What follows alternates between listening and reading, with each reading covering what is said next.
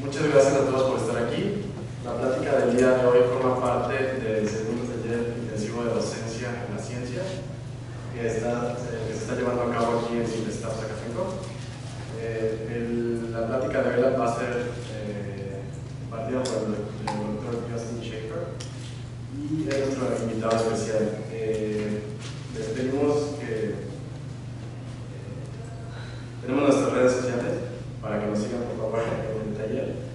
En Facebook estamos como Taller de Docencia en las Ciencias y en Twitter como @tc de Cinvestav. Entonces ahora lo que quiero es introducir a Dr.Justin y voy a cambiar ahora a hablar en inglés. Now I'm going to introduce Dr. Shaffer. Professor Justin Shaffer was trained as a chemical engineer at Penn University and got experience working in industry at Kimberly-Clark and Bristol-Myers Squibb. He then enrolled at the University of Washington, obtaining a PhD in bioengineering in 2010. During this period, he investigated the molecular mechanisms underlying cardiac myosin binding protein C in the relation of muscle contraction using biochemical and biophysical assays. During his PhD, he became very active in science and engineering education. He co-founded the bioengineering educational outreach groups at the University of Washington and the University of Carolina Days. With these programs, they reached over 1,600 middle and high school students. He was recipient of the Spire Postdoctoral Fellowship at the University of North Carolina, Chapel Hill, a unique program that combines research and science education, where he worked at the physiology of the cephalopoid muscle contraction and developed U.S.A. Shaffer, a high school summer research apprenticeship program, as well as he got experience in teaching and science education using active learning tools. In 2013, he was hired as a teaching professor in developmental and cell biology at the University of Carolina, Ireland, where he applied evidence-based pedagogical methods to transform large-capacity undergraduate courses on human anatomy, introductory biology, and chemistry of food into flipped classrooms. His educational research programs focused on assessing the efficacy of high-structure teaching practices in a variety of science classes. Specifically, he studied the impacts of in-class active learning exercises and out-of-class assignments on student performance and attitudes in a variety of contexts.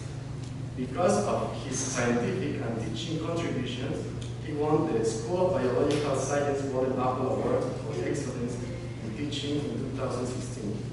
Last year, he moved to the faculty of the Department of Chemical and Biological Engineering at the Colorado School of Mines, where he continues his research and teaching practices on high-structure design, a topic that we will cover during today's colloquium.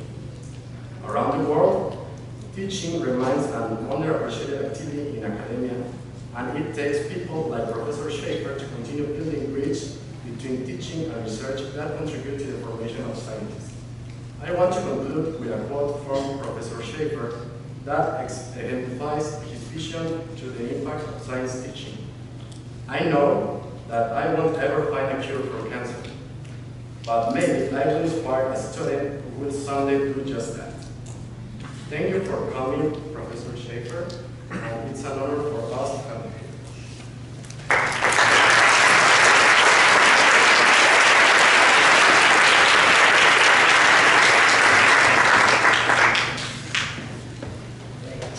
Can everyone hear me okay? All right, thank you all again for coming. Thank you, Luis, for the introduction. And thank you to Marcos and everyone here at Cinvestav for hosting me.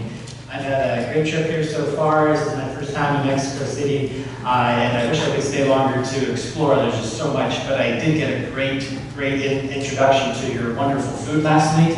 I ate so many different animals, I lost count. I had lengua, I had grasshoppers, I had cheeks from beef, I think. It was awesome. So thank you all again for having me and treating me well here. Please, because I do not speak Spanish, if I'm speaking too fast or not clearly enough, just please flag me down, I'll slow down, say things a different way. I just want to make sure we are on the same page there. Also, I'm going to be walking around a lot. I don't like being up here, I feel weird. So I'll go down and move move around the crowd, and we'll have you do some work here today too, so it won't be just me talking the whole time.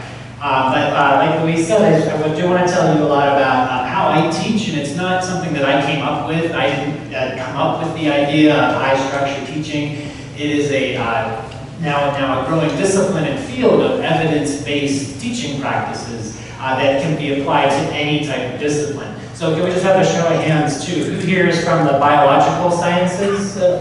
Okay, so most of you. More physical sciences, so physics, chemistry, math. Okay, who am I missing? Is that about it?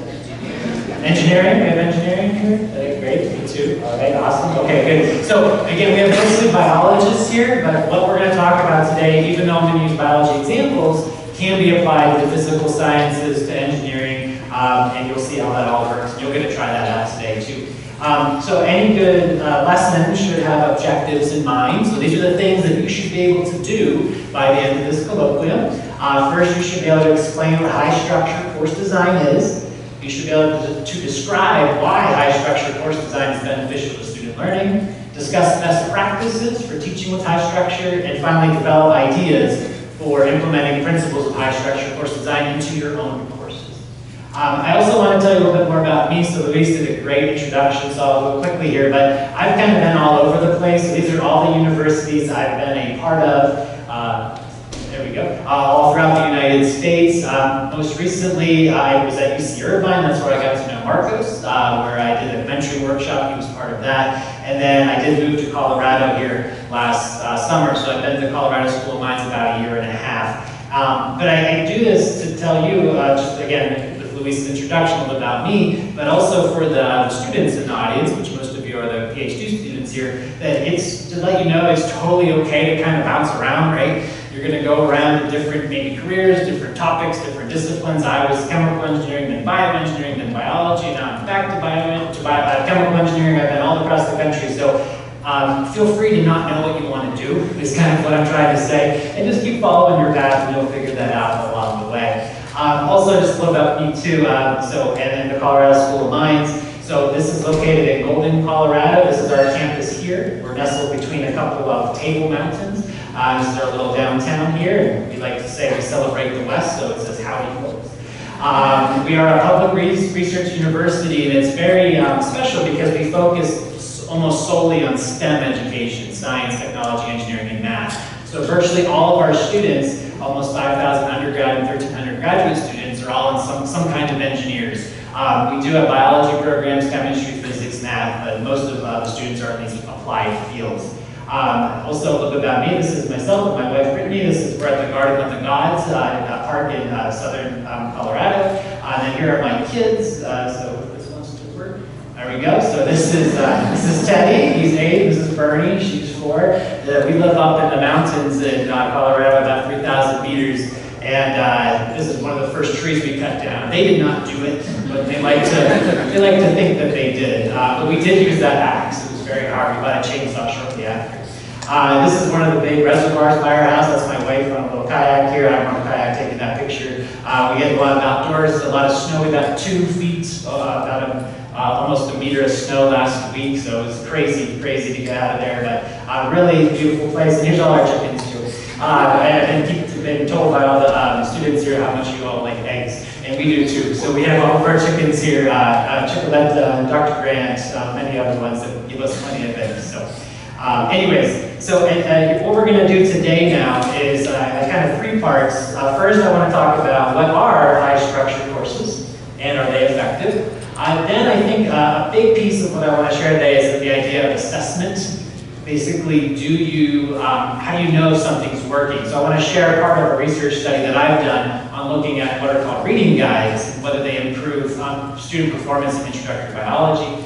And then lastly, we want to finish putting it back onto you and thinking about how can you use high-structure teaching practices in your own courses. Okay, but first we'll talk about what these are and are they effective. So when I first started teaching, I asked myself this question. I've been teaching at the college level for about 7 or 8 years now. I asked myself, what's the most effective way to teach? It's a really big question. It can be answered lots of ways, and I'll tell you my answer in a little bit, but first I want to know your answer. So you should have gotten a little sticky note as you walked in the door So get your little sticky note out. If you don't have one, get a piece of paper, whatever you have on you. And I want you to write down on your sticky note a couple ideas. What's the most effective way to teach? So go ahead, take a minute. Hopefully you have pens. We didn't provide those. But go ahead and jot down what's the most effective way to teach in your mind. So go ahead, take a moment. Use your sticky notes if you have. Use any other paper you have. Write down a couple of thoughts.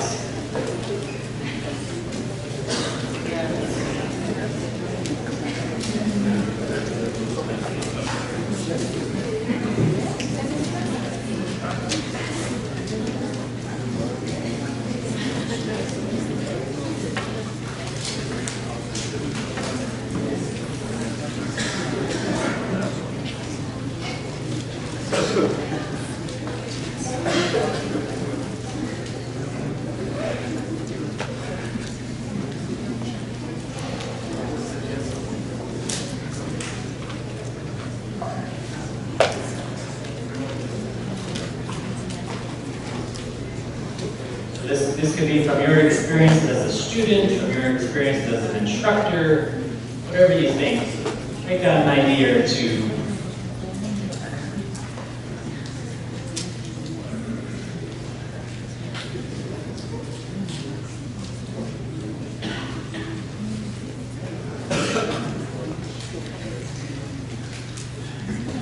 Okay, it looks like most of you are done, so now what I want you to do is to trade your sticky note at least 3 times. So look behind you, in front of you, side to side. If you want to walk around, that'd be great. Just trade your note, trade it at least 3 times, so you end up with someone who you don't know whose it is. So trade it at least 3 times, move around the room if you need to, pass those notes around, read each other's comments. See if you agree or disagree with what they have to say. See if you agree or disagree.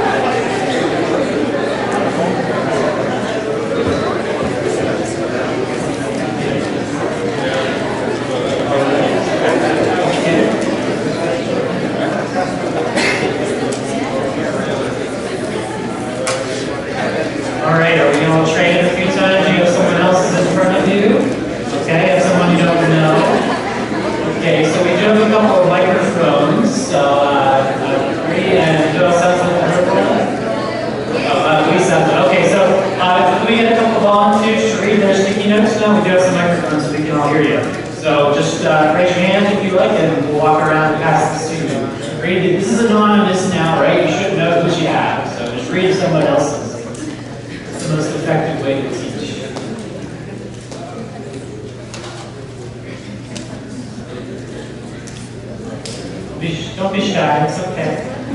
Volunteers? Oh, over here. Yeah, okay, one over here. Okay, we'll take a couple. What does your note say?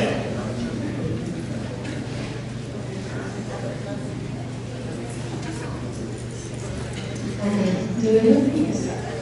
It says in Spanish, but I will introduce. In biology, I think that class will be more effective if it includes experiments in the lab. Okay, great. So hands-on experience, lab work, real life types of applications. Great. How about another one? Okay, we have a few back here, please. Thank you.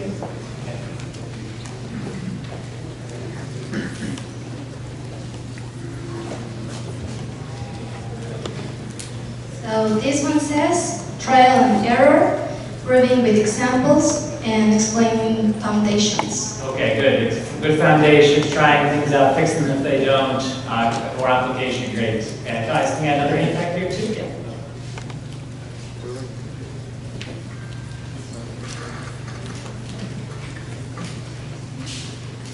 Good afternoon, sir. In my opinion, the most effective way to teach is collaboration with the students first, and then get them to think diversely with some examples. We can show some examples and get them to think diversely, different way. Great, great. So we've been collaborating with them, getting diversity of examples, applications, a whole bunch of different ways to teach. Great, great. One more down here too. Okay, great. Thank you.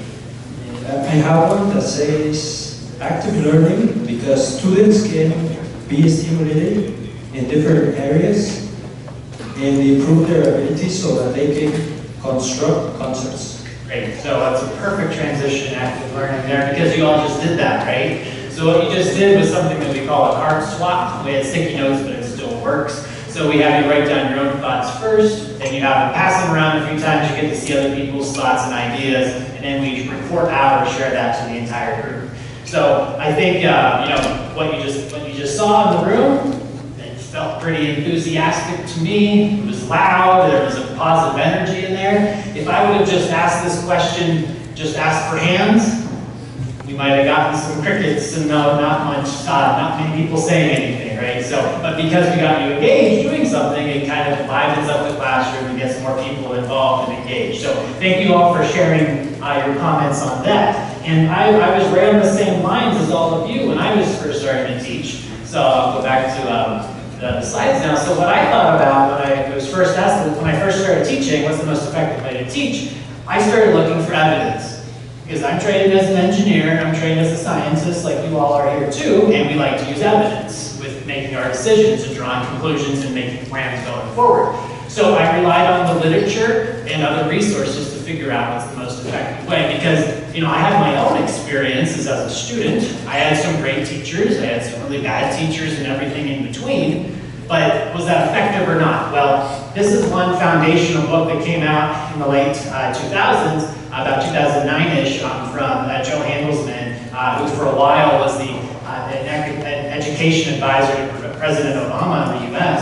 And this really set the foundation for how to teach scientifically. And I'll talk more about that today. We also my postdoctoral program, which was really unique in the United States in that it was not just only working at the bench, only working with cells and animals in research, but rather I got training in how to teach effectively, again, from evidence-based principles. And then also looking at the research literature. There's growing fields in every discipline to do education research, and that's what I do now in biology and engineering. And there's also, therefore, publications and journals that share these results. This is one such for biology called CBE, Life Science Education, where as a community we publish articles in our research on the best ways to teach and student learning in biology. So by kind of taking all these experience and resources together, evidence from research and my training, I decided that high structured course design, what we'll talk about today, and active learning were based on the evidence, some of the best and most effective ways to teach. And again, we'll work through some more examples of these today. Again, these are from my training, from evidence I looked at. These are also broader calls from the United States perspective. This a report called Vision and Change came from our National Science Foundation, and it addressed how we should be teaching biology in the 21st century. It should not be just a list of facts. It should not be primarily lecture or didactic teaching. It should be more engagement, application, hands-on lab experiences, things like that. Also from President Obama's group came a report called Engage to Excel, and it looked at how we can train our university graduates in the U.S. more effectively by changing our teaching practices. And then from an engineering perspective, the Transforming Undergraduate Education and Engineering reports came out. And this also provided guidelines for how to more effectively teach, including this quote. So they asked a bunch of students, engineering students, how should they be taught? And here's what one of them said. So actually make it required for professors to learn how to teach. In the United States, there is no training required. If you have a PhD, you can go join a university and they'll throw you in a class with 300 students, right? So this comment is getting at the point that, well, maybe us as faculty should get some training in what we're doing, right? Because a large part of our job is teaching. So there's these national calls for this. A lot of it focuses on active learning as well, which we already demonstrated. We had to involve with that activity. A formal definition for this can be such as this. So active learning is a method of instruction where students are actively participating in the learning process with activities such as what we just did, problem solving, case studies, group work, something called team-based learning. And all of this is, again, you're actively involved. So it's the opposite of what you're doing right now, which is listening to me talk. Okay? So that's the opposite of a primarily learning through didactic or passive lecture. So again, it's the active. So what we try to do with active learning is go away from this, which again, that looks like what's happening right now. You're sitting here politely and listening to me. And more like this, right? So you see these students here, they're talking to each other, you can see in the background, they're pointing at the screen, discussing a problem. They have devices in front of them. These are called clickers. These are very commonly used in the U.S. to get student responses during a classroom. We're going to practice that today too. So they're much more engaged in the classroom.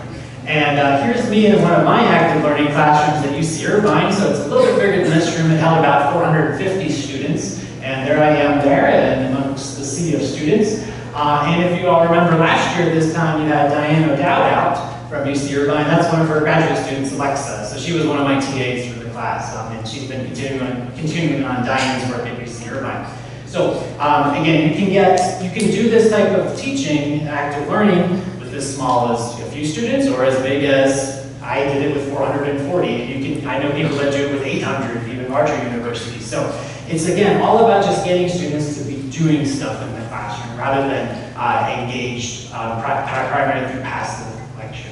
I should have said at the beginning, but I'll stop now. If you have questions or comments as we're going, please stop me, raise your hand, shout me down, and we can take questions. But this might be a good time just to pause if there are any up to this point.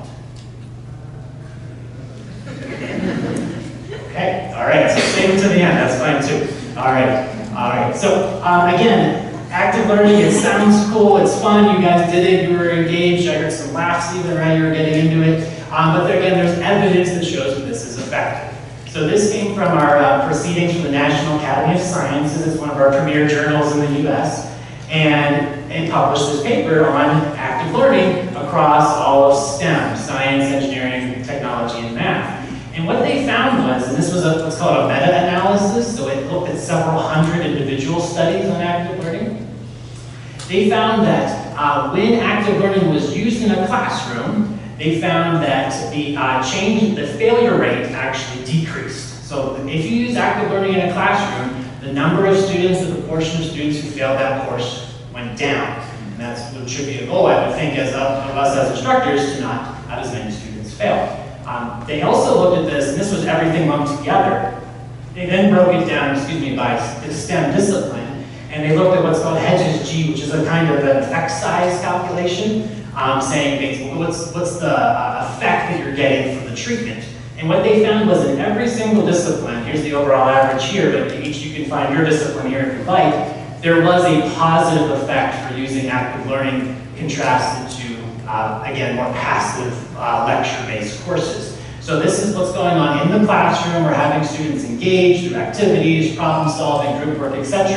And just by doing that, just by flipping that little bit, instead of the passive content delivery, you're able to see decreased failure rates and positive effects on exam scores through having students engaged in the classroom. I'm not trying to tell you that lecture is bad.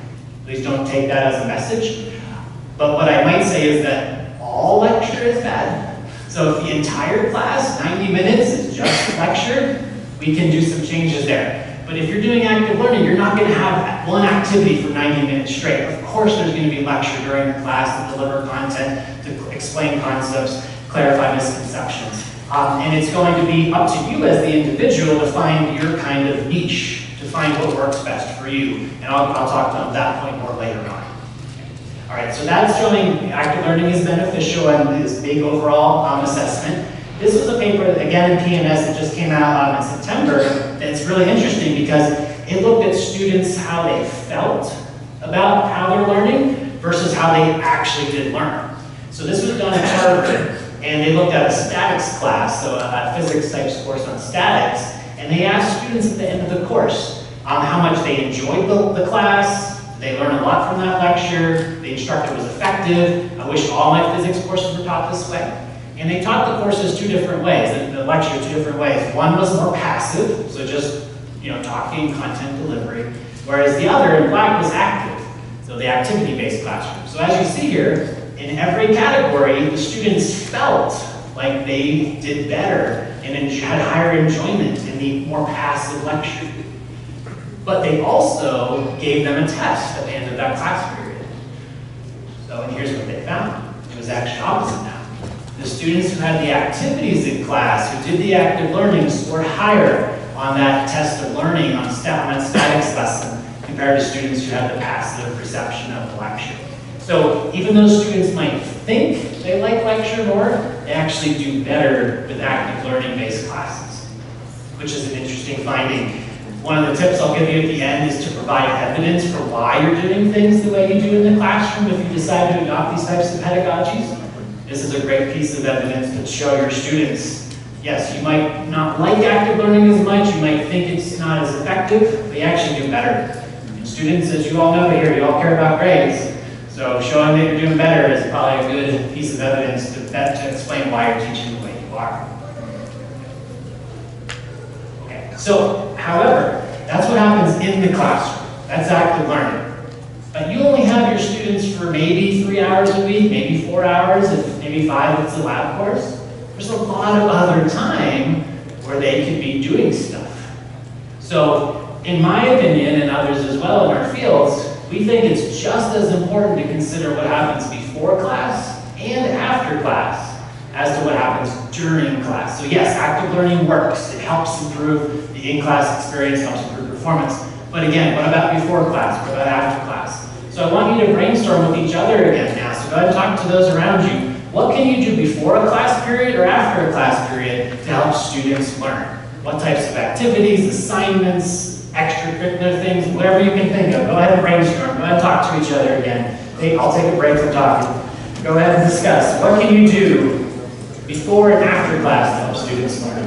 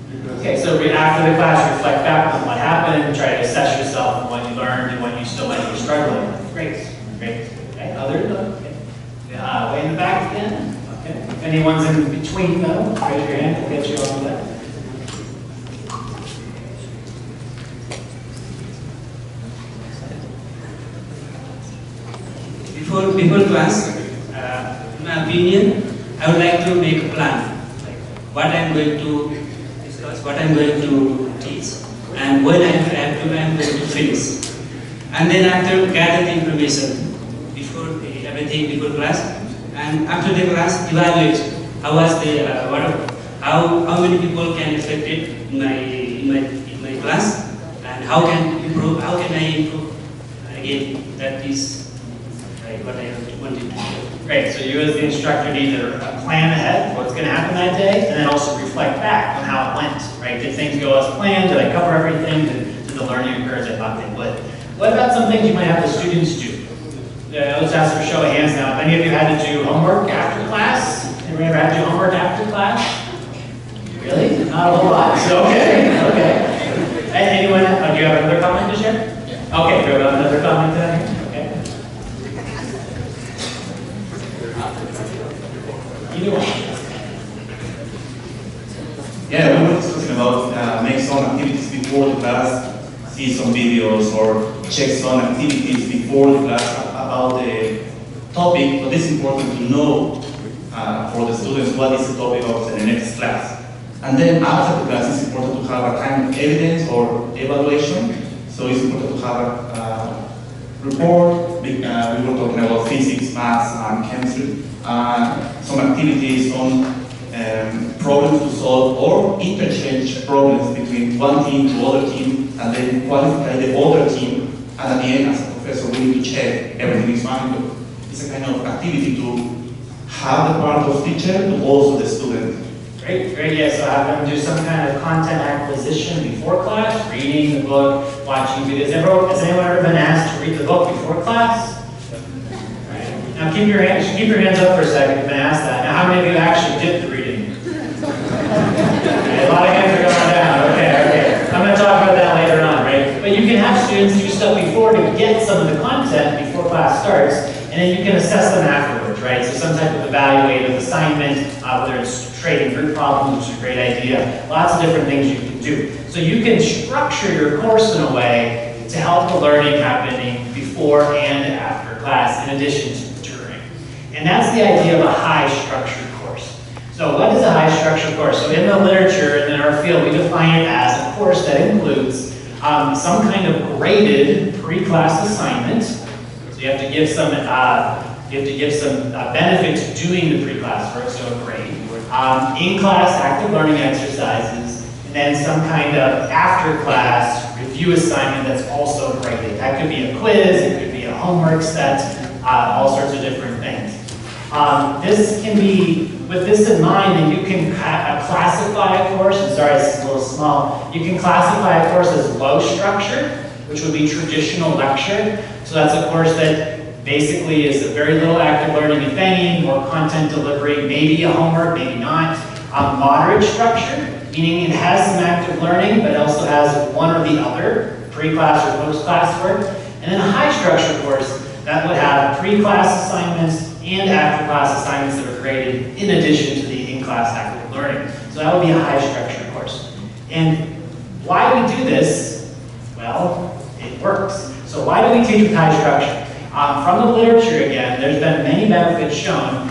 First one is that content delivery is moved before class. So if I only have you for 50 minutes to discuss a concept for the day, if I have to tell you all about it for the first time, that really limits what else I can do in the class. It limits my ability to have you do, solve problems, to do practice questions, to design experiments, to actually do experiments. So if you move content delivery before class through videos or reading, you now have more time in class to do other stuff that's more fun, more engaging. So that class time then is freed up to, for active learning, which we already showed is beneficial, and also for what's called higher level Bloom's activities. Bloom's taxonomy is a level of cognition or thinking, from the lowest, just basic memorization, to the highest evaluation and synthesis of new ideas. So if you get more time in class, you can have students practice higher level skills.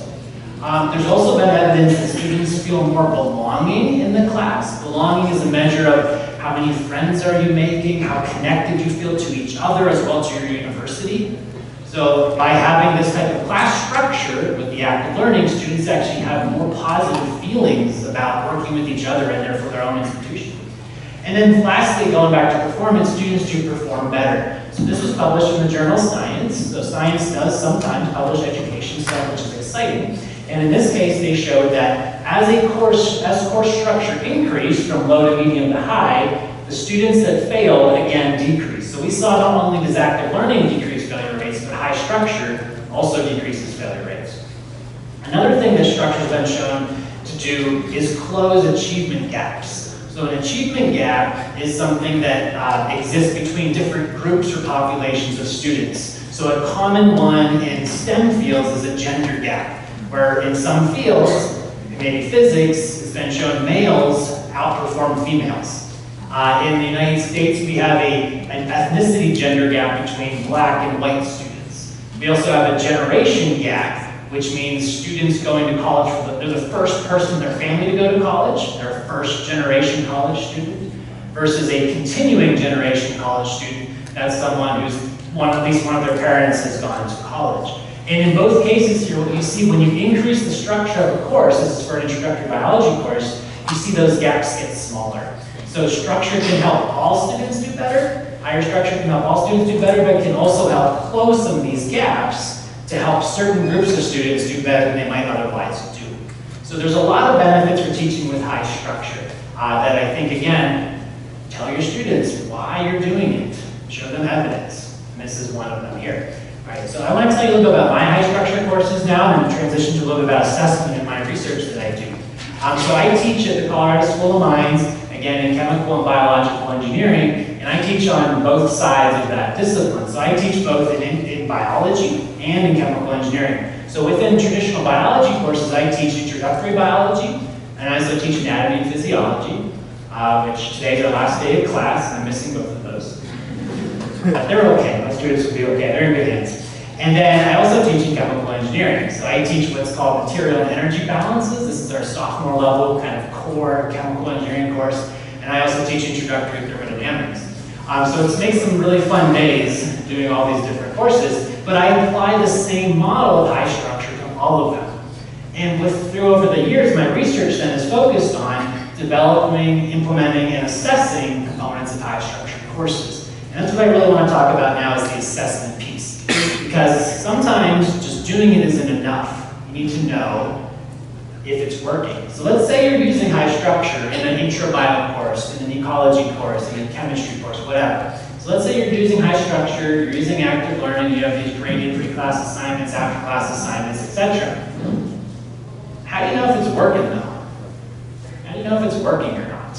Discuss, chat with each other again. How do you know if it's actually working? Go ahead and discuss.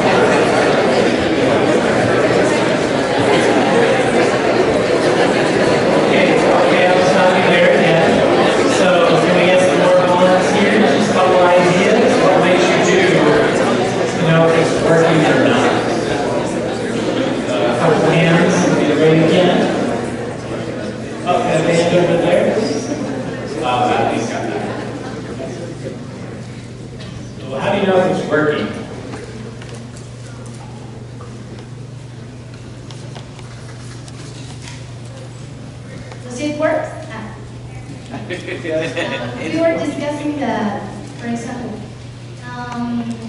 she used to give classes in Honduras, and she says that with her students, when they are, learning in an active way, the next day they remember, maybe not everything, but they remember a lot. So that shows her that they are actually learning something. But how do you know that they remembered something? Like, what did you actually do, or how did you know that? Because she discusses with them about that thing. And for example, she said that when it's something boring, and she asks them, "Oh, do you remember what we saw yesterday?" They say, "Oh, I don't even remember what I ate yesterday." But when they are actually learning or active learning, they say, yeah, I remember some of it, maybe the main parts of it. Great, so through discussions, you're able to get an idea if they're remembering or learning or not. Great, so student feedback is definitely a big one. Any other ideas you talked about?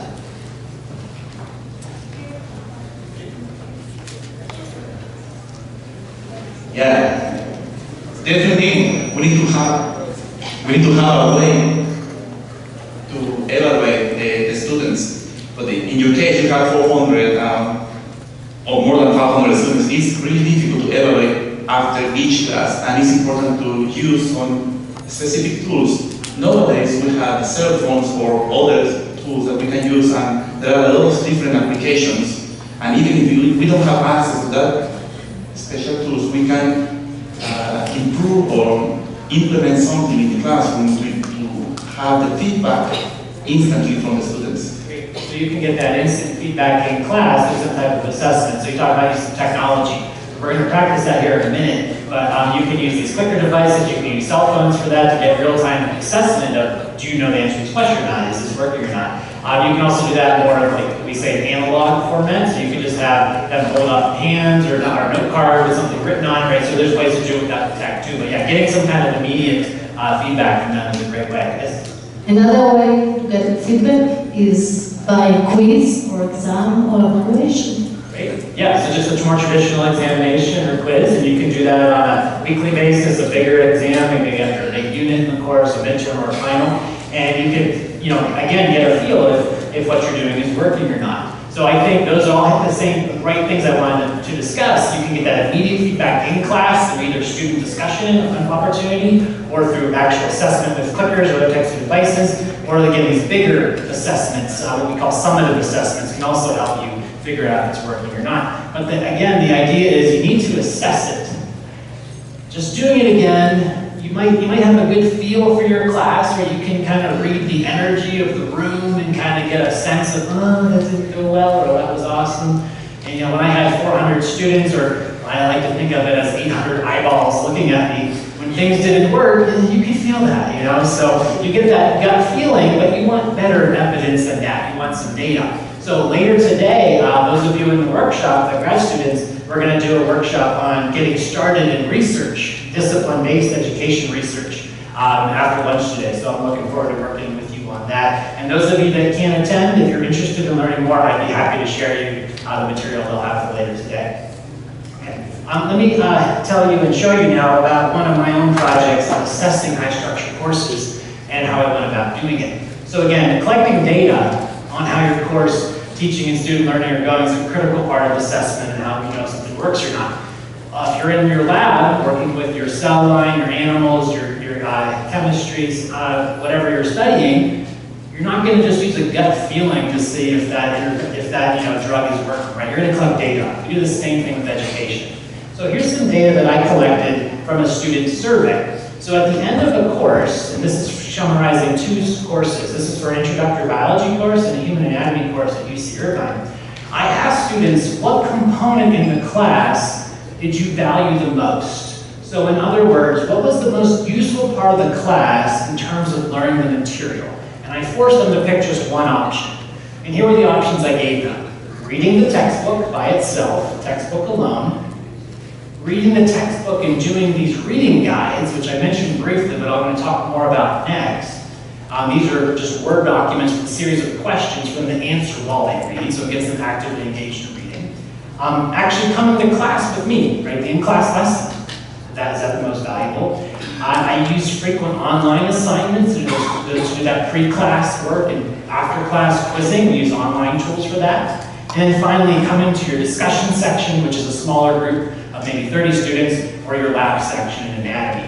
So those were the 5 options I gave them, and I want you to think about it and also now tell me and vote with this. So we're going to use a piece of software called Poll Everywhere. So this is going to allow you to use your smartphones or text to answer this question. So I'm going to go over to that now. All right, and I'll turn this on. So what you need to do here is go to, if you want to use your browser on your phone, you can go to pollev.com/this link, and then you'll click in an answer. If you want to text, you can do that too. You're going to text this to this number, and then you'll click it and answer. So go ahead and click in when you're ready. Again, go on your phones to this website, and you'll click an answer, or you can text it in. Just so you know, I'm using the free version of this software, so it's limited to 40 results. So whoever's fastest gets their answers on the screen. So go ahead and try it out. Oh, we got someone in already. You can see the results trickling in down here. So this is very similar to something I would do in class. Maybe instead I'd be asking a question about meiosis or genetic inheritance, and you can click in and tell me your answers in real time. So go ahead and try that out. As you're clicking it, go ahead and discuss with each other what you think they voted as the most useful part was and why. So go ahead and discuss that as you're sending in your results. And we're almost there at 40, so we'll have to finish that up soon. Almost there, we got one more. Who's going to get it? There we go. All right. Okay, so let's take a look now and see what you said. Okay, so let's show you. All right, so there's what you said. So again, this is just the first 40 of you that clicked in. I'm assuming it's representative of the group. So you had almost half of you thought it was that smaller discussion or lab section was most valuable. Then a quarter was for me, like lessons in class, a little bit for the online, and much lower for the textbooks. So let me show you what they actually said though.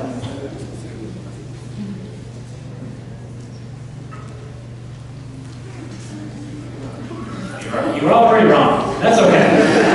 Right? So it was the textbook plus these reading guides, right? So when I first saw these data, I'm like, huh, they really like reading, and they were like these reading guides. Then I looked over here. That's me. That's class, right? So I thought, what am I doing wrong? Then I thought, wait a minute. This is one of the goals of high structure, right? We want to move a lot of that content acquisition before class. Do the reading, do what are called reading guides, which I'll show you next. And then in class is really just practice and clarification and explanation. It's no longer content delivery. So when they're saying learning just the basic material, they're doing this on their own. They're the reading and the reading guides. And so this led me to now a question. So first of all, I had students coming up to me and saying, oh, these reading guides are great, they really help me learn. I'm like, okay, great, but you just told me that, I don't really believe it. And now I have some survey data showing, well, overwhelmingly, for this intro bio class, this green bar, this is like 500 plus students saying this, right? It's a lot of students. So I'm thinking, okay, well, maybe there's something to this. But now the next question is to actually assess it, right? So I wanted to know how effective are the components of a high structured course. So let's now bring this classroom setting, this kind of gut feeling, some minimal survey data, let's bring it to a scientific perspective. Let's rigorously assess this question as you would assess your cells in your own lab, for example. So that's going to go to this next part. You're talking about assessing a high structured course and figuring out, do these pre-class reading guides actually improve student performance in intro bio? So at this point, I'll put on my researcher hat and I'll give a traditional research part of the talk and just talk through it. But we'll come back to more active learning here at the end with you all. So the question again is, do these pre-class reading guides improve student performance in intro bio?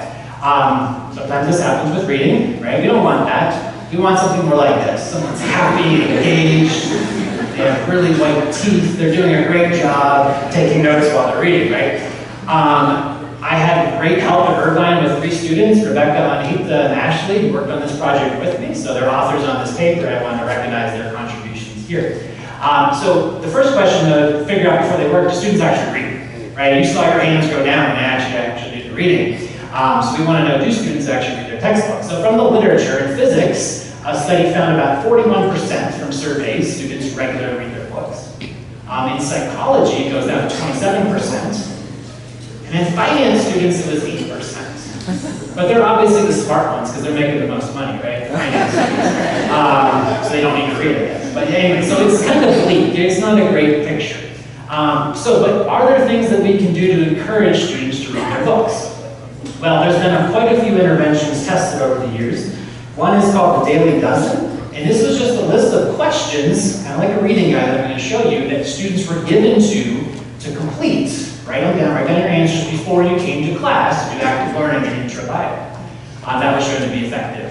We've also seen pre-class quizzes pointing to specific figures. So if you have an online quiz that says, hey, read the book, look at figure 6.3, answer this question, that got up to 80% of the class reading their textbook. That was for bio and for physics.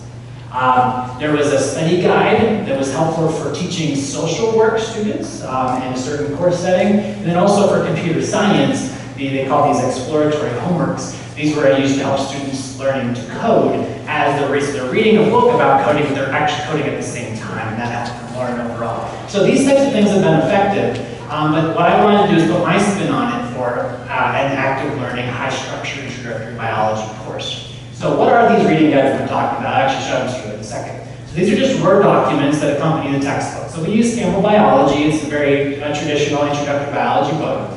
And I made these Word documents that have a series of questions and things for them to do while they're reading. There was about 1 per day of class, and they ranged in length from 2 to 5 pages, and they averaged about 3.5 pages. We had 24 days of class in this course that I'm going to discuss. These were just totally optional. They weren't graded, the students didn't turn them in.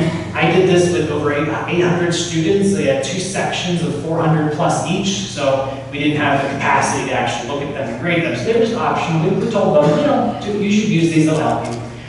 So we were strongly encouraged students to do these before they did their online graded assignments. So we use a system called Mastering Biology, and it provides a way to do online assignments that are automatically graded. So this helps students test themselves after they do reading. I never posted the completed version, so if they wanted to do it, or wanted the answer, they'd either have to do it on their own or get it from a friend. And then the big thing with this was focusing on accountability, telling them, if you do these, if you read and do your reading guide, you're going to do better in pre-class homework, you're going to be able to contribute more in class, you're going to be able to hopefully do better on exams. But I didn't know that the first time I used them, so again, we wanted to test them, assess them, see if they actually worked. So, what is in a reading guide? We're trying to get students to convert from doing this, which you might have seen this in a book before, just highlighting every single word. We don't want that, you know. Instead, I want something like this. So this says a little small, I apologize, but this says, redraw figure 13.4 in the space below. This will help you distinguish between sister chromatids and homologous chromosomes. You know, describe the human life cycle using these terms. I don't want you to read this section, so I'm telling you to skip it. Right? Here it says, use a figure to complete this table summarizing the steps of meiosis 1 and 2. So what this allows me to do for these different types of assignments, different types of questions, defining terms, summarizing concepts, tables, drawings, referencing specific passages, this allows me to be completely transparent with my students so they know what I want them to know. I've had way too many classes in my day where the instructor said, read chapter 7. But in their mind, they didn't really want you to read everything. They're not going to cover everything. But it's easy to say that. So instead, this makes it very specific what they should know. I like to say to my students, I want to know what you know, not what you think I want you to know. And this is one level to help with that transparency to make sure we're on the same page. So this is what we're trying to get them to do. But again, are they effective? Students came up and told me about it. I have that survey data that said that, but are they really effective? Let's test this. Let's study this scientifically. So what I did at the beginning of each day of class, because there was one reading guide for each day of class, I had them do a clicker question, kind of like we did with that poll everywhere, but on your phone. I had them click in and tell me this answer. So basically, how did you prepare for class today? You did the entire reading guide. I did more than half, but not all of it. Less than half of it. I didn't do it at all, but I still read the book. And then at ease, I didn't do anything. So I had them self-report to me. How much did you prepare for class that day? And here's what I saw. I want to show you some of the distributions as the class went on. So on the first day of class, first week of class, we had a 2-page reading guide about the scientific method. 73% of the class, this is over 300 students, did the entire thing. That's great. But now, let's move on to the middle of this course when there's other stuff going on, other midterms, other courses. This was a 5-page reading guide about cellular respiration in week 4. We're down to 35% doing the whole thing. But we had 29% doing at least half of it. That was still good. And then if we go to the end of the course, week 10, this is from the quarter system, a 10-week class. We had a 5-page reading guide about neurons, and we went back up to 45% doing the whole thing. So it kind of ebbed and flowed throughout the quarter. But what we found overall was that on a given day, at least 75% 75% or more students did at least something. So that at least 75% of students were reading some of the book. You're doing at least some of the reading guide. That number, I know, would be much smaller if we didn't have any type of guide to help them with the reading. This helps them navigate the textbook, understand what they need to know. So that was good to see. So they're doing the reading, they're doing the reading guide, but is it helping? That's what we need to know. But first we had to know, can we actually trust their data, right? So we have these data here, but I don't know if they actually did it, right? They didn't turn it in. I didn't go around to all 400 students and look at theirs. So on the last day of class, I asked them this question now.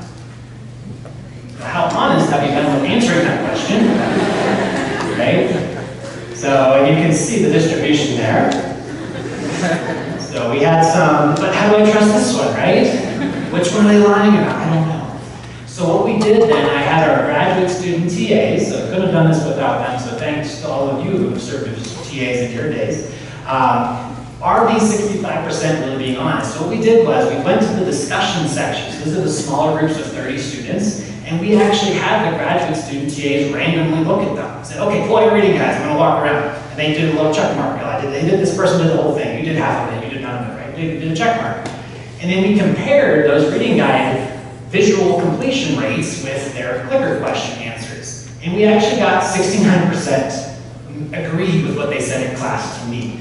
I think that's just a coincidence, 69%, 65%, but maybe that they are really being honest in that question, I don't know. But this was some way to help validate the data. That's a problem with self-report data in education research is that, well, are you telling the truth here? There's something called social conformity theory, where you might respond a certain way because you know your peers or your instructor wants you to respond a certain way. So, you know, those people that said A to these might have artificially been inflated, but this was a way to double check that, and in my mind, this was a good way to do that and a valid way to check the data. So we're going to move forward then with these data and say, okay, we know how often they completed the reading guides, but do they help? So does the reading guide completion help exam performance? And I'm going to make this very specific in that does reading guide completion prior to class contribute to exam performance? So what I did was we counted up how many times they answered A. So basically how many reading guides did they do the entire thing for? And we had 6 lessons per an exam. So their answer there could be 0 to 6.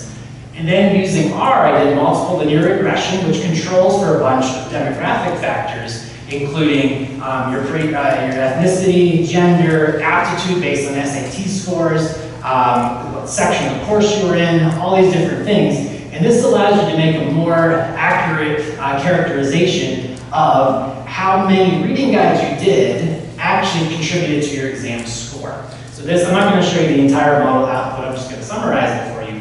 But basically what I found was that for each of we had 4 exams that course, 3 midterms and a final. And for each exam, for every reading guide you did, we saw a positive effect. Meaning that when, for one reading guide, this is the effect you would get, the bump or increase you get on the exam score for every reading guide that you did, just for one of them. So for one reading guide, we saw with the errors here, anywhere from 1 to 2% increase in the exam score. And remember, we had 6 lessons per exam. So if you did all 6 reading guides for a single exam, multiply this by 6, that gave you a 6 to 12% increase in exam score, which is anywhere from a plus to minus letter grade to a whole letter grade, B to an A improvement. And that's just for being proactive, for staying on task, reading the book, helping to fill out these reading guides as you read. So this was really exciting to me now that I could then go back to my students the next time I taught the course and say, hey, look, these things actually do help. This is controlling for aptitude, for ethnicity, for gender, for other effects, right? These are doing something. There's some effect here. We're able to measure that. So that was really exciting to see that this, what started out with some students telling me, yeah, these things are great. They help me. Then I saw that survey question. A lot of students said they were helpful. Here's some actual data from performance showing they do help, right? So this is kind of a transition of what could be a research study showing you from just some initial observation, testing a hypothesis, carrying through the experiment, analyzing the data, and drawing conclusions, just like you would do in your research lab. So assessment, again, is really, really important here for looking at your high structure or active learning classrooms. But now, let's finish up here in the last few minutes, putting it back on you. So how can you use high structure in active learning in your own courses. To first get this idea, I want to ask you another poll everywhere question. And this time you're going to get to type things into your box. You're going to get to text it in however you like. So before you actually do this thing, you're probably all thinking, how am I actually going to do that, right? How am I going to add active learning? How am I going to have these assignments? How am I going to use clickers? All these things. So I want you to click here on poll everywhere and tell me now, what are the biggest challenges with, what do you think the biggest challenges are with adopting high-structured teaching practices in your own courses? So again, you can go to that same website. You can try this out.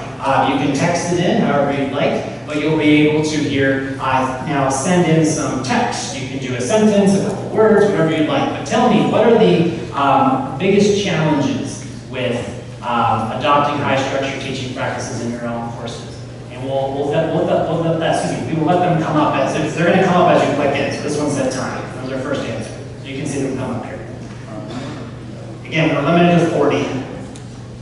So let's take a look at your biggest challenges about adopting these practices. Blame the students, okay. All right. Time again. Time is a big one, for sure.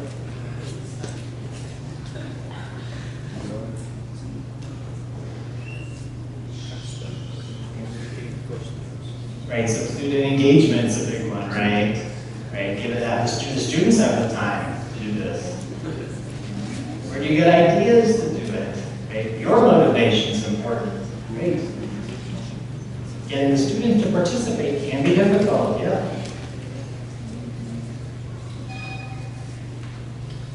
It does take a lot of work. But it's worth it.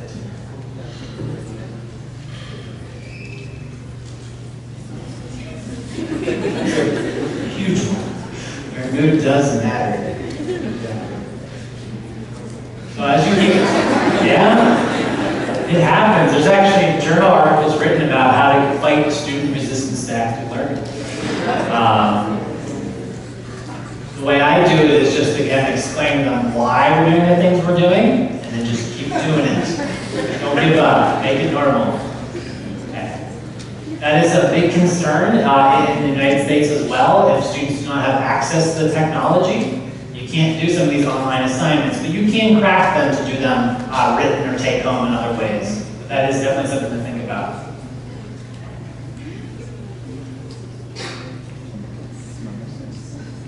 Great. Okay, so we'll let a few more come in here. Oh, there's a big one. Okay, let's read it. Yeah, so it could be distractions for all this stuff working again considering their technology for doing this. So one of the biggest reasons and challenges that people have given from the faculty perspective, one is time, right? How do you have time to do all this? Two is, what's the incentive? In most universities, the incentive for a professor to do well, to move on, to get tenure and be promoted, is usually based on your research productivity, right? How many papers did you publish? How many grant dollars did you bring in? How many students do you train? Teaching is often just a small part of that. I'm a teaching professor at Mines, and I was at Irvine, so my evaluation for tenure and promotion is much more weighted on teaching. But for a traditional research faculty, your teaching part is going to be most likely smaller. So what's the incentive to do these types of things, right? You have to think about that. What's the reason to make changes to add this? So the incentive structure and time are the two real biggest reasons or challenges for what would be coming up to adopt these things. I do want to give you some tips here to end, to wrap up here in a couple minutes. So I just want to, lastly, to finish up here. We won't do this just for time's sake, but I want you to leave today with a challenge to yourself, that if you got excited about any of this type of teaching, the way we demonstrated a lot of this in class, right? We did discussing with your neighbors, we did reporting out to the whole group, we did the card swap, we did the poll everywhere clicker type question, we did a free response type question, where you clicked in your answer, writing out sentences or words, right? If you got excited about using any of these, I want you to try them out. Next time you teach your classes, next time you're doing your big class, small class, whatever, try them out. And I'll leave you with some tips for this now. Okay, so some tips for trying to adopt these types of practices. The first one, be confident. okay? Don't go into it thinking it's not going to work, which it might not work, but don't think that. And more importantly, don't let your students know that, okay? So one of the worst things I saw, unfortunately, was a faculty member at another university I used to work at. I was observing him teach, and he had never done active learning before. He got up in front of the class and said, you know what, everyone, today we're going to try this active learning thing. I'm not sure if it's going to work or not, but we're going to do it anyways. It sucked after that, right? Just because the students you can read, you guys can do that, right? People can read each other. You can see someone, if they're not confident in what's going to happen, it might not go well, right? So be confident. You fake it till you make it, as we say, right? So you got to be confident about it. Start small. What I showed you was a lot of stuff, and a lot of you said, time, how do I do all this, those are the challenges. But start small. You can take an existing class that is primarily lecture-based and do one tiny thing will make a huge difference. So say you're normally asking a question to the class, you ask a question to everyone. Can someone tell me about the difference between, going back to that example, the difference between sister chromatid and homologous chromosomes? You ask the entire class. No one says anything. Then you answer your own question. That sometimes happens, right? So if you ask a question to the whole class and you don't get any responses, just say, okay, turn to the student next to you, turn to your neighbor, talk about it for 30 seconds. They might think, what are you doing? But you do it, and they talk to each other, and then you ask again, okay, now who can tell me? You're going to get more responses. That's one change you can make. It requires zero investment of time or energy. You do it on the fly, and that can actually have a huge impact on the attitude, enthusiasm, energy level in the group. So try little things first. Start small. If you want to add the pre-class assignments, the clickers, the review assignments, maybe you pick one at a time for an existing course, right? Do one this semester, one the next. You can slowly add on there. And while you're doing that, assess it. Again, explain to your students why you're teaching this way. Let them know why things are going the way they're going. Why you're doing this. Tell them you didn't create this method just to give them busy work. We have evidence showing it's going to help you learn. It's going to help you feel better. It's going to make you feel more like a part of the group, right? Show them the evidence why you're teaching this way. A really important part, use the techniques that feel right and fit with your personality and teaching style. There are so many ways to teach actively and to add structure, but do what feels right to you. And notice I walked around a little bit while you were talking to each other. I didn't lean in and say, well, Marcus, can you tell me what you're thinking? I just walk around and listen. That's not my style to lean in and ask individual questions on smaller scales. But some people really like that, right? So do what fits your style. If it doesn't feel right, don't try it, don't force it. Don't reinvent the wheel, right? Use existing resources and adopt them for your own course. Whether you're in chemistry, biology, engineering, math, physics, there's a ton of stuff already online. Use those materials before you try to come up with them on your own. But you might want to adapt them for your own purposes. And then again, assessment. Figuring out what's working, figuring out what's not working. Assess it. It's a cycle. Figure out and change, make improvements going forward. And again, be enthusiastic about it. If you try it and it works, share it with your colleagues. Try to get your other faculty members, your other fellow teaching assistants excited about it. Have them come see you teach. The best way to learn how to teach is to see other people teach. That's what I did all through my career. I still do it to this day. I go to people's classrooms, I see what they're doing, I learn things every single time. So if you want to try to share your experiences, invite one of your colleagues or classmates or peers to your classroom. Let them see what you're doing. Maybe they'll get excited to try things too.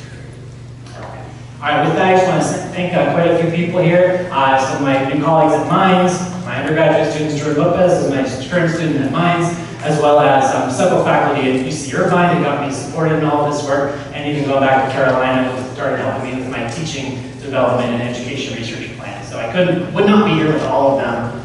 Definitely not. So I can't thank them all enough, and I can't thank you all enough for your time and attention and energy today. So thank you all.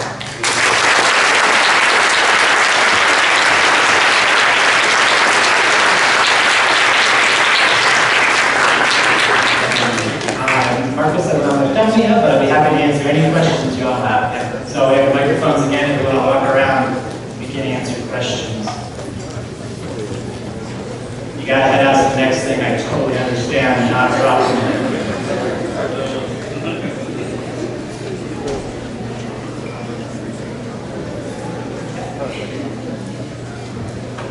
Would you think these type of techniques could be applied to graduate classes? Because there is like this stigma that when you're in a regular grade school, you should learn everything by yourself and not rely very much on the teachers. So can this be applied to graduate school? That's the question. Of course, absolutely, right? I mean, one of the big things you're trying to learn as PhD students is how to read the literature, how to analyze data, how to design experiments, right? You can be doing all that ahead of time, right? So if you're going to have a discussion on a primary literature article, have your students read it beforehand, but maybe give them a few questions to answer as they're reading. You know, pay attention to this figure. Why do they use this technique? Or why do they use this statistical method to analyze it, right? That will help you become more prepared for the class where you actually discuss that paper with, right? So easily can be applied to graduate school.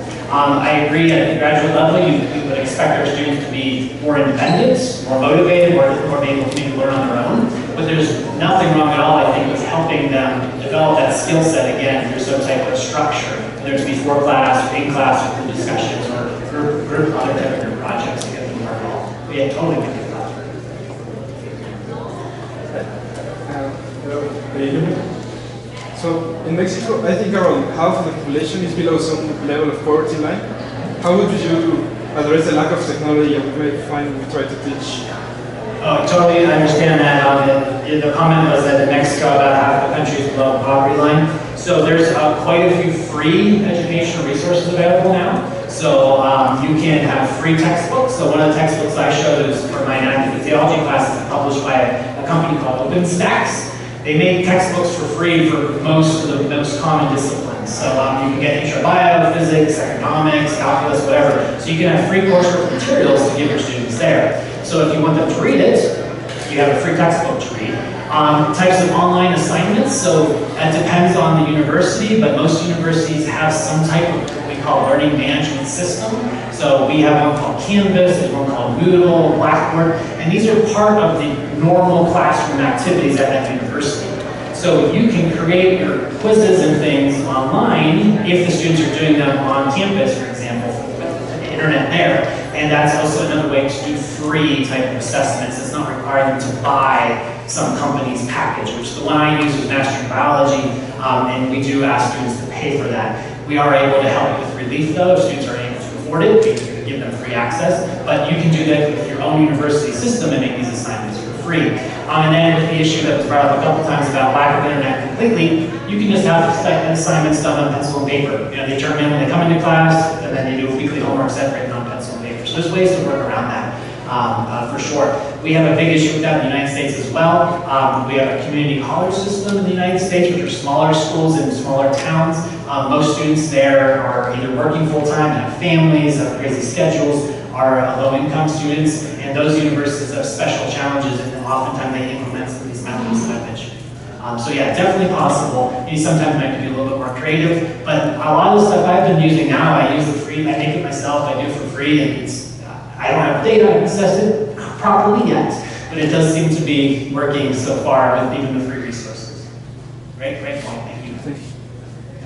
Thank you, Justin. Your talk is really encouraging for us. And I want to know how often you show your students how they are doing in the course, because you have the real-time evaluations every time. Yeah, so the kind of real-time evaluations, like in the middle of the class, like the poll everywhere question you did where you clicked in A, B, C, D, or E, it depends on how they answer, is whether I show it or not. So the greatest thing when you do the real-time feedback with the phone or the clicker device or whatever it is, as the instructor, right, you can see up on your screen or the podium what they're answering.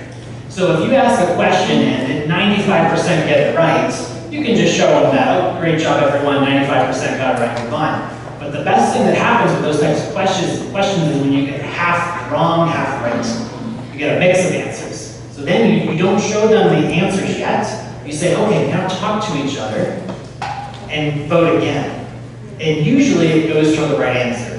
Not always, but usually. So it's a way that it's called peer learning or peer instruction. They're going to help each other learn that. And that way then you can show them the first time, look, here, you guys are pretty split. But the second time, now 90% got it right. Good job, you taught each other, you don't need me. Right? So that's a great way to do it. So I show them that data all the time. And then with all these pre-class assignments, weekly homeworks, whatever, they get those scores usually immediately as soon as they're done. So they're getting constant feedback and in terms of their performance on all these items.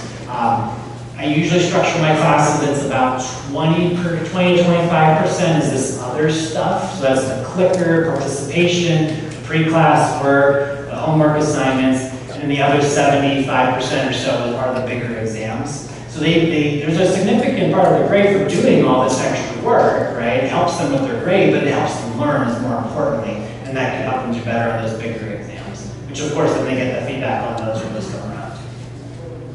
But constant feedback, immediate feedback has been shown to be very helpful in promoting student learning.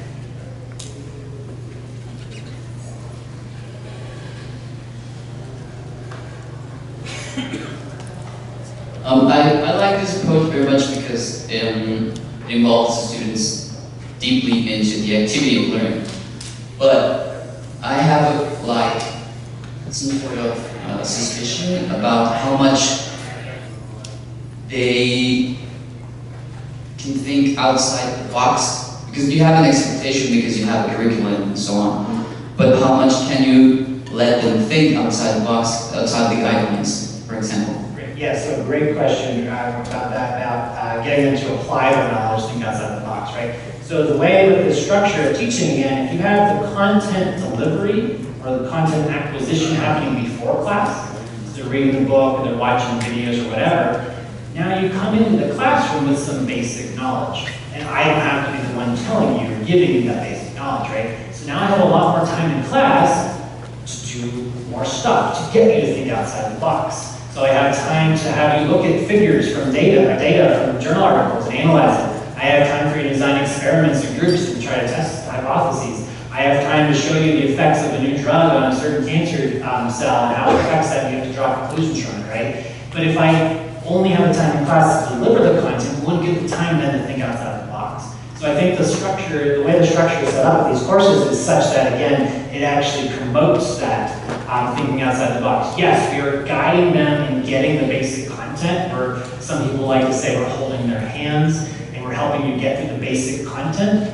But that's okay to me, because I think the goal of higher education is for you to think outside the box, for you to critically think, to solve problems, to think in new ways. And that the time that I have with them in class, I feel is more effective doing that than delivering the content. I like to say I need to justify my paycheck. And in class, we have to be doing something that's more than just the content delivery, therefore the thinking outside the box stuff. And I can't do that unless they get a foundation before class by me giving them that structure. Great point, though. So, all done? Yeah. If you could comment on the differences by different subjects. It looked like in some of the graphs that you presented, the changes were bigger, for example, in physical sciences compared to other subjects. Are there any studies on that? Great. Yeah, so that was, the comment and question was about the meta-analysis I showed earlier, showing the kind of different colored hedges, G or effect size, and some were bigger than others, right? The way that analysis was done is they took any paper that did any kind of active learning. So that could have been clickers, using clickers in class. It could have been having students talk to each other and write a short paper. It could be anything. And so because of the techniques that were studied in that bigger analysis were so varied, it's really hard to say if physics is better with active learning than biology, right? Because, so actually the author of that paper, Scott Freeman, is at the University of Washington in Seattle. He's doing a follow-up to that one where he's trying to be much more precise now, looking at specific active learning techniques in certain disciplines and then making those comparisons. So the data is still out to say whether one field benefits more than the other. I like to think, based on the overall summary there from that preliminary analysis, that it works no matter what kind of field you look at. There probably are certain disciplines that it's better at than others. I think disciplines like physics and engineering actually can benefit a little bit more because there's so much problem solving inherent to those disciplines, calculations, things like that. Whereas biology, I feel like you have to be a lot more creative to come up with the active learning activities because it's often more about content and concepts. But to say if one is, so it might be easier to use one in the discipline than the other, but I don't know yet if there's more benefits in one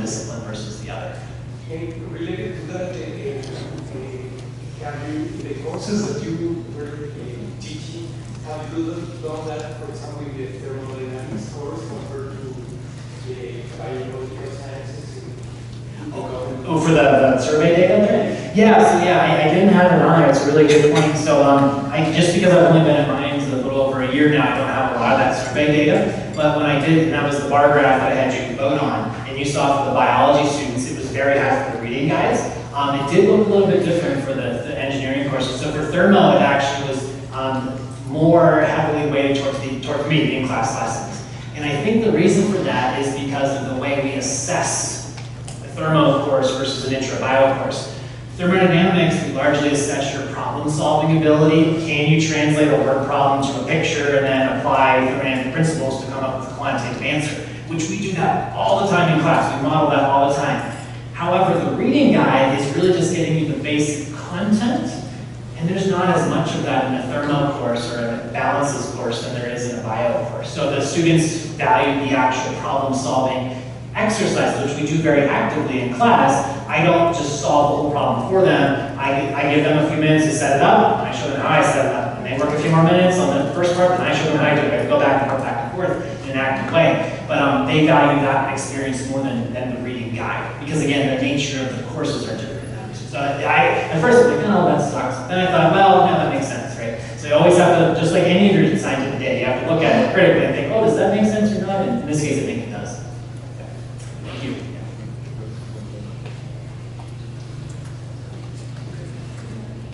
Well, so we have no more time, so let's thank Dr. Shaffer.